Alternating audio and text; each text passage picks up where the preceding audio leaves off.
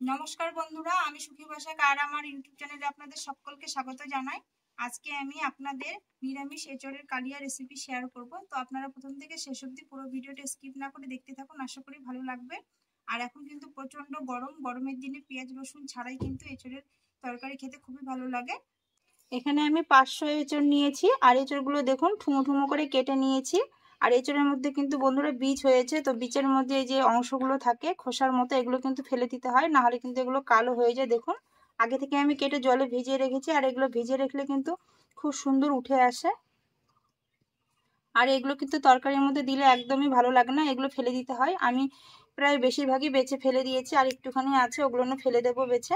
আর এখানে একটা বড় মাপের আলু ঠুমো ঠুমো করে কেটে নিয়েছি। এখানে নিয়েছি আদা, জিরে, শুকনো লঙ্কা, ধনে আর দুটো টমেটো ভালো করে পেস্ট করে নিয়েছি। লবণ, হলুদ, কেশরি মেথি, চিনি, জিরে আর নিয়েছি তেজপাতা, শুকনো লঙ্কা, এলাচ, দারচিনি, লং আর বড় এলাচ নিয়েছি। আর এখানে নিয়েছি সরিষার তেল। প্রথমে আমি উনুনটা ধরিয়ে নেব। উনুন ধরানো হয়ে গেছে, কড়াই বসিয়ে দেব।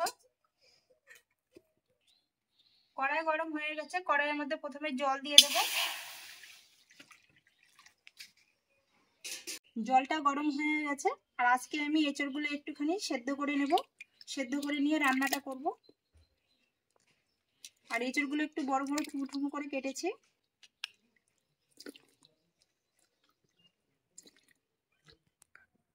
এঁচড়গুলো কড়াইয়ে সব দেওয়া হয়ে গেছে।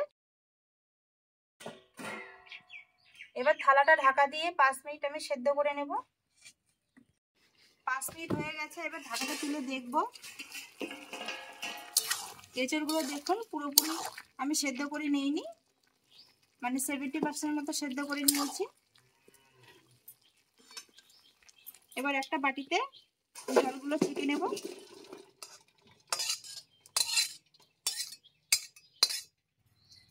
দেখুন বন্ধুরা, সেদ্ধ করা এঁচড় থেকে কিন্তু জল ভালো করে ঝরে গেছে। এবার এটা রেখে দেব।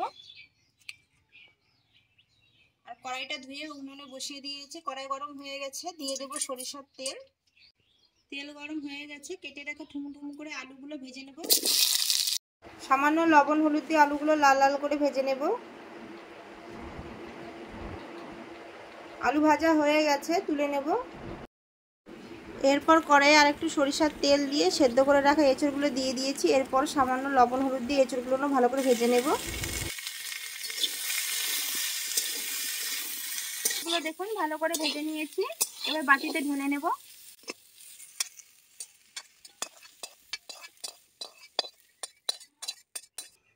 এই কড়াইয়ে দিয়ে দেবো আবারও সরিষার তেল।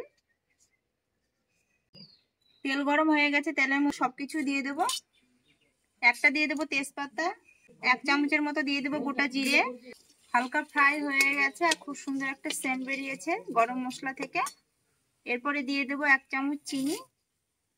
চিনিটা দিলে খুব সুন্দর একটা ফ্লেভার আসবে আর খেতেও ভালো লাগবে। এরপর দিয়ে দেবো বেটে রাখা মশলাগুলো। বাটিটা দিয়ে সামান্য জল দিয়ে দেবো, নাহলে মশলাগুলো পুড়ে যাবে। এরপর মশলার মধ্যে 1 চামচ লবণ দিয়ে দেবো, 1/2 চামচ হলুদ দিয়ে দেবো। এবার ভালো করে মশলাটাকে কষিয়ে নেব। দেখুন বন্ধুরা, মশলা থেকে কিন্তু খুব সুন্দর তেল ছেড়েছে আর মশলাটা কিন্তু আমার ভালো করে কষানো হয়ে গেছে। এরপর ভেজে রাখা আলু আর এঁচড়গুলো দিয়ে দেবো, দিয়ে মশলার সঙ্গে ভালো করে কষিয়ে নেব।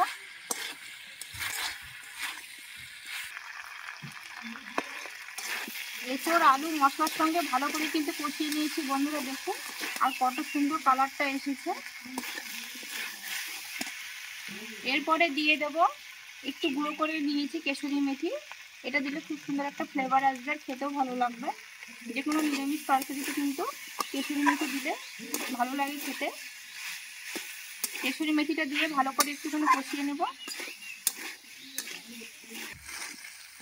সবকিছু ভালো করে কষিয়ে নিয়েছি। এরপরে দিয়ে দেব জল। এঁচড় আর আলুটা আমি আগে থেকে ভেজে নিয়েছিলাম। জল দিয়ে এঁচড় আলু ভালো করে আমি সেদ্ধ করে নেব। এরপর থালা চাপা দিয়ে আরো 5 মিনিট সেদ্ধ করে নেব।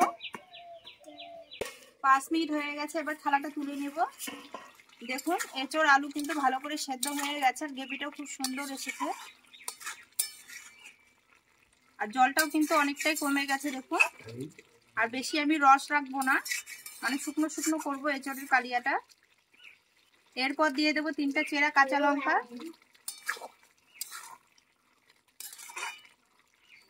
এরপর দিয়ে দেবো 2 চামচের মতো ঘি। আর যে কোনো নিরামিষ তরকারিতে কিন্তু বন্ধুরা ঘি দিলে খুব সুন্দর একটা টেস্ট হয়, আর খেতে কিন্তু খুব ভালো লাগে। এবার ঘিটা দিয়ে হালকা করে একটুখানি নাড়িয়ে দেব, আর খুব সুন্দর একটা সেন্ট বেরিয়েছে ঘি দেওয়ার জন্য। দেখুন বন্ধুরা নিরামিষ এঁচোড়ের কালিয়াটা আমার হয়ে গেছে, আর খুব সুন্দর কিন্তু হয়েছে। দেখুন বন্ধুরা এঁচোড়ের কালিয়াটা হয়ে গেছে, আর পেঁয়াজ রসুন ছাড়াই কত সুন্দর হয়েছে দেখুন। আপনারা একবার বাড়িতে এইভাবে নিরামিষ করে দেখবেন, এঁচোড়ের কালিয়া খেতে কিন্তু খুব ভালো লাগে। আর এটা একটু আমি শুকনো শুকনো করেছি, কারণ শুকনো শুকনোই ভালো লাগে খেতে। দেখুন বন্ধুরা নিরামিষ এঁচোড়ের কালিয়াটা কত সুন্দর হয়েছে পেঁয়াজ রসুন ছাড়াই, আর খেতেও কিন্তু একদম অনুষ্ঠান বাড়ির মতো হয়। তো আপনারা অবশ্যই এইভাবে বাড়িতে ট্রাই করবেন, আশা করি খুব ভালো লাগবে। বন্ধুরা নিরামিষ এঁচোড়ের কালিয়া রেসিপিটা কেমন হয়েছে অবশ্যই কিন্তু কমেন্টে জানাবেন। ভালো লাগলে লাইক করে দেবেন, বন্ধুদের বেশি বেশি করে শেয়ার করে দেবেন, আর আমার চ্যানেলটি সাবস্ক্রাইব করে দিয়ে পাশে থাকা বেল আইকনটা অবশ্যই প্রেস করে দেবেন নিত্য নতুন ভিডিও পেতে। আজকের মতো এই পর্যন্ত, আবার দেখা হবে অন্য কোনো রেসিপিতে। আপনারা ভালো থাকবেন, সুস্থ থাকবেন, সাবধানে থাকবেন। নমস্কার।